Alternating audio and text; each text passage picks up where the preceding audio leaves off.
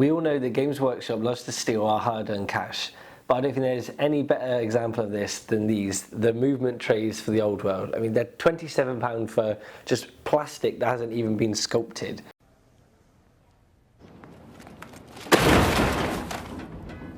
So in this episode, I'm going to show you how to make your own movement trays that I think look better, are more functional, and will only cost you a fraction of the price. So let's get into it.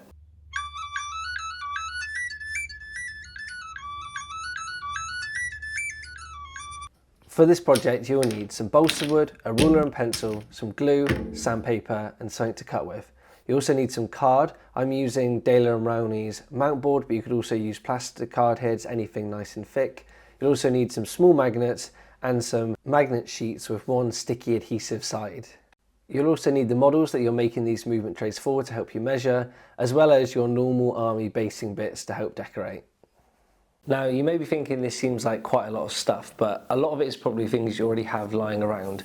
And the core things that you need is just some balsa wood or any, cheap wood you can craft with, and a sheet of card. And this together cost me about £4 for all this massive bit of card. And I think this came in a pack of £8, but for much more wood than this is just a small part of it, which is, already cheaper than the Games Workshop kit, which just gives you the plastic to make the trays anyway. All this extra stuff can be bought for the same price as the Games Workshop kit, or cheaper, and it's probably stuff you just have lying around anyway. I've tried to just use things that I have in my hobby drawer and things that I use all the time. Okay, so before we begin, I want to show you how to work out the measurements for each piece so you can recreate this for any unit you wish. Now, I haven't done math since my A-levels, so I hope this makes sense. For every tray we make, we will need 2 side pieces of wood. I'm referring to this as the unit's length or how deep it is, 2 width pieces for the front and back, a piece of card that everything will sit on, and the magnet sheet for under our models. This first example will be for the tray we're making today. A 5x2 10-man unit of glade guard on their 25mm bases, and I'll be working it out for the 0.5cm balsa wood I'm using.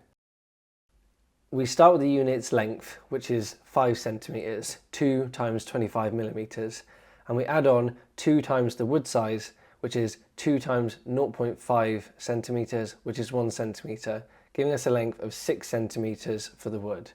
This needs to be slightly longer because it has to fit in the width pieces as well when we stick it on the base. The width pieces of wood are very easy to work out. It's just the unit's width, which is 25mm times by 5, which is 12.5 centimeters. Moving on to the card, this is the wood length, which you already have, which is 6 centimeters, times by the wood width plus 2 times the wood size. So that's 12.5 centimeters plus 2 times 0.5 centimeters, that's the width for my balsa wood, which is 13.5 centimeters.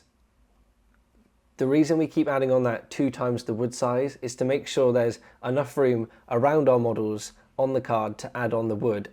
Finally, the magnet just has to sit under our models. This is just the unit area, which is 5 centimeters by 12.5 centimeters. And I just thought I'd show you another example. This time we'll do some cavalry units on a 30 by 60mm base.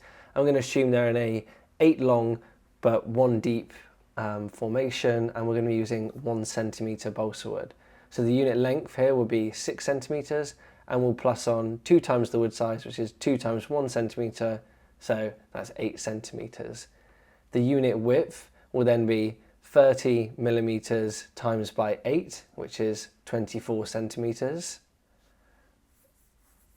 The wood length will then be 8 centimeters times the wood width, which is 24, plus 2 times the wood size, which is 2 times 1, which is 26 centimeters. And finally, the unit area for the magnet is 6 centimeters by 24 centimeters. So I hope just by showing another example, no matter what wood size you have or what base size, you can use these formulas and work out the measurements you need for your parts. With all our pieces cut out, it's time to start assembling, and we'll begin by checking our measurements. So without gluing yet, just put on the length pieces and the width pieces. The width pieces are designed to sit inside the length pieces as shown here. It was at this moment I realised my magnet sheet was too small, and I knew my measurements were correct, and this was actually because the ruler I was using had a 1:2 scale measurements on it as well as 1:1, which I'd never seen before. So if you know why that's on there, then please let me know in the comments down below. This just really baffled me for a moment, but I fixed this just by cutting out an extra bit of magnet sheet. But don't worry, for your own trays, the formula I put on the last page will work. Once you're confident with all the measurements, you can go down and stick down the wood. And I recommend, just before things dry, checking your measurements with some models to make sure everything fits. Because when I was testing making these movement trays, I didn't do this, and I came back an hour later once everything had dried and the tray was too small. Finally, leave the trays under some heavy books to make sure it all dries solidly. So I thought I'd just show you guys quickly how I prime in my flat, because we don't have a garden or anything, so it has to go out the window.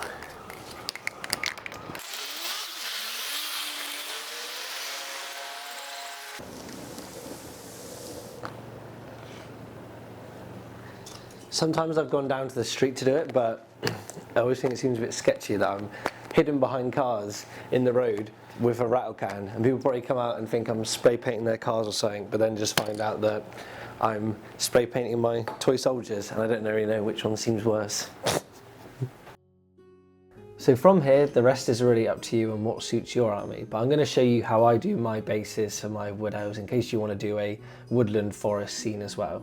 So I begin with AK Interactive's Dirty Earth, I think it's called, and I just smack this all over the base. This is really useful. You can lather this on fit because it helps you cover up any imperfections or gaps in the wood cutting or measurements that you had. Like this bit here, I can just smack loads of this over it and it looks fine. I then use small pieces of broken up cork, which will be my rocks, and then I use little twigs that I gathered from my garden that stick on that become logs. I also have this Halloween decoration thing, this tree branch. It's made of plastic, but it's really good to chop up the little end bits and use them as small little miniature trees. Once this is all stuck on and dry, I then begin some dry brushing, beginning with Mornfang Brown, XV88 and then Baneblade Brown. I'm just using one of my mum's old makeup brushes here, getting the paint for it, working it through the bristles on a piece of kitchen roll, and then, you know, just lightly hitting the edges. And as I get through the brighter colours, I'm working it more towards the top and the raised surfaces. Next, I just want to share with you a really quick way to paint the rocks and the logs. So for the rocks, I begin just by putting some white and black on my palette, and I mix them into lots of different variations of grey. I then take these colours and almost wet blend them on the rock. And don't worry, this isn't technical. Literally just put the different types of grey on the rock and just mush all the paint together, putting some of the darker stuff on the lower surfaces and the lighter stuff on the higher surfaces. And it creates a really natural, nice stone effect. To finish off the look, I then add a tiny bit of Warpstone Glow or any green wash just to look like a little bit of moss. For the logs, I cover them all in Dryad bark, and then I mix in some Kislev flesh, but you could use any skin tone or ivory colour. And then I use this lighter brown just to paint in the ends of the logs and a tiny little bit of wood grain effect on top of them as well. Just keep it really simple. They're just bases, but with these methods you can do it really quickly and get good results. The final bit for my woodland scene is all these little add-ons. So I add tufts, dried out moss, some flowers, and little birch seeds that look like autumnal leaves. I think this is the bit where the whole scene really comes together. So I encourage buying small little products like this and just experimenting, because it's really fun and really helps create the environment that your models are living within. Now, even though I'm doing this as a woodland scenic base for my wood elves, you could just as easily do this for any other base. And that's one good thing about these movement trays and using that wood around the outside, is it gives us enough of a frame to actually decorate, where the Games Workshop old ones had more of like a slant to them and they were kind of hard to put stuff on and decorate. And yeah, these just, you know, have that little bit of extra room where you can add stuff, and I just think it makes your army look so much cooler on the tabletop. So before we get into the final stage, which is magnetization, I just want to point something out about the magnets for your models. When buying them, make sure you buy magnets that are no more than 2mm high, because otherwise they'll stick out at the bottom of your models. I've gone for 5mm by 2mm and they work perfectly fine. They're N40 strength. I'm not really sure what that means, but I guess it's how they measure magnet strength, and this is good enough. You know, one magnet on one standard infantry size model is perfect, and for larger models I just use more magnets. Now, while the magnetization is super straightforward, you just stick down the sticky back sheet to the magnet sheet and glue the little magnets onto the bases of your models, I did make one massive mistake. And that was that I used super glue to glue the magnets to the bottom of the models. This creates some reaction and it left these burn marks on the bottom of my magnet tray and even on our glass table. So make sure you use PVA glue or wood glue or something like that, just not super glue. These did come off, so if you make the mistake, it is fine, but it's just better to be avoided. With my whole unit magnetized, that is the end of the project. So let's see what it looks like.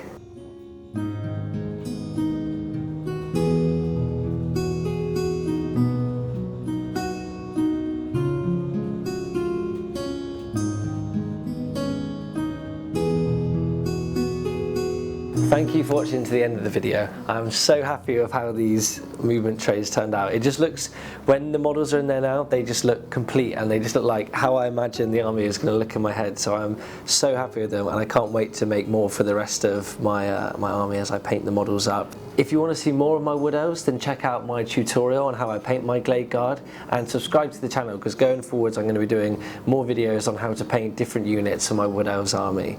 Finally, please tell me in the comments below if you end up making something similar for your army, or if you have any improvements for how I can make these better in the future. Please consider liking and subscribing, as I'm aiming to do monthly or just a little bit more than monthly Warhammer videos following my hobby projects on this channel.